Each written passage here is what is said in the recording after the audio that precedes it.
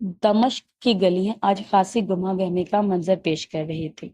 گلیوں میں قافلے رواں دواں تھے۔ محل کے ارد گرد سپاہیوں کی نقل و حرکت تیز تھی۔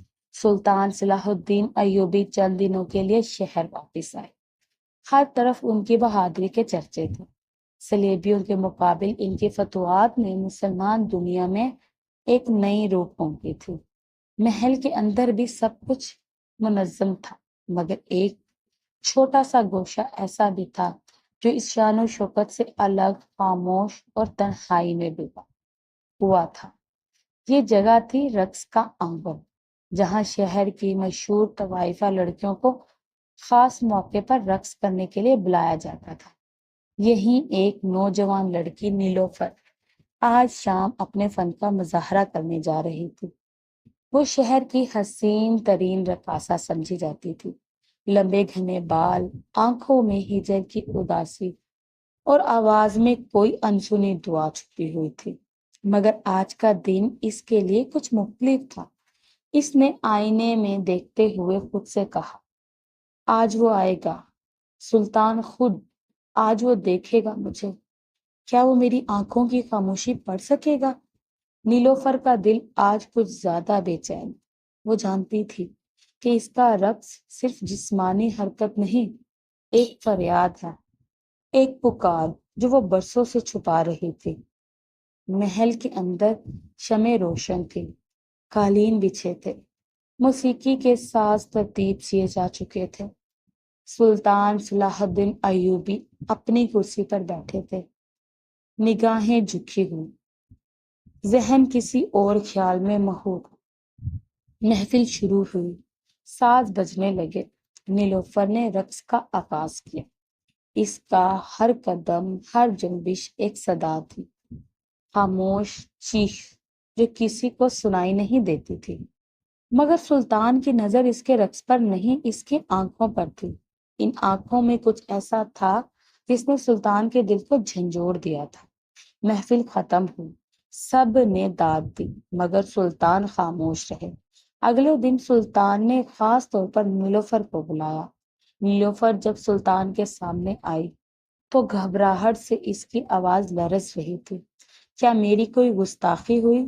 سلطان عالی مقام صلاح الدین ایوبی نے نرمی سے کہا، نہیں نیلوفر، تمہارا رقص خوبصورت تھا، مگر میں جاننا چاہتا ہوں تمہاری آنکھوں میں کوئی کہانی چھپی ہے، کیا تم مجھے بتاؤ گی؟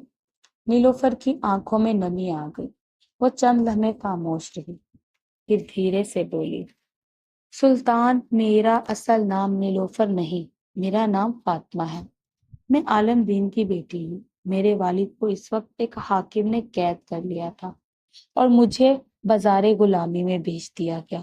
میں نے عزت بچانے کے لیے رقص سیکھا تاکہ کوئی مجھے خریدار کی نظر سے نہ دیکھے بلکہ فنکار سمجھے۔ مگر سلطان، ہر رات میں خود سے شرمندہ ہوتی ہوں، میری روح تھک گئی ہے۔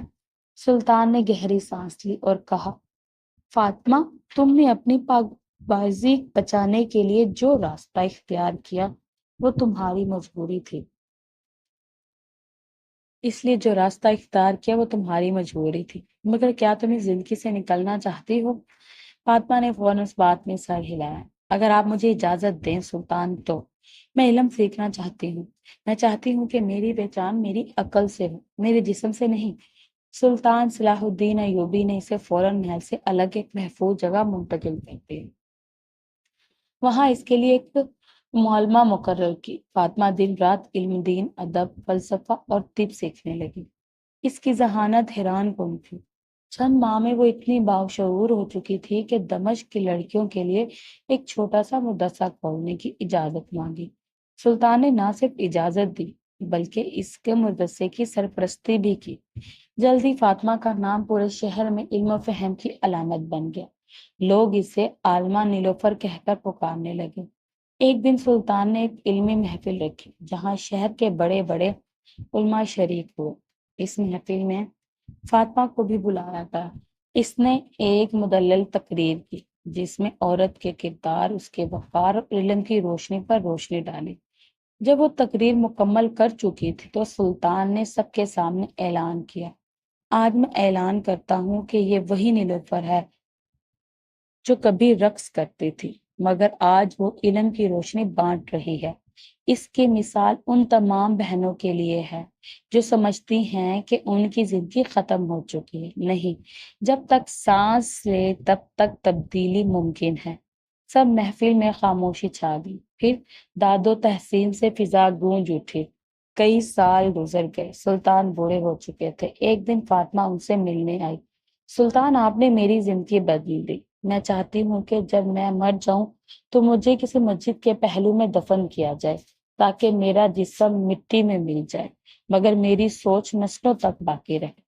سلطان نے اس کی پیشانی پر ہاتھ رکھ کر کہا، فاطمہ، تم نہ صرف اپنے لیے روشنی بنی ہو بلکہ ہزاروں اندھیروں کے لیے چراغ بھی۔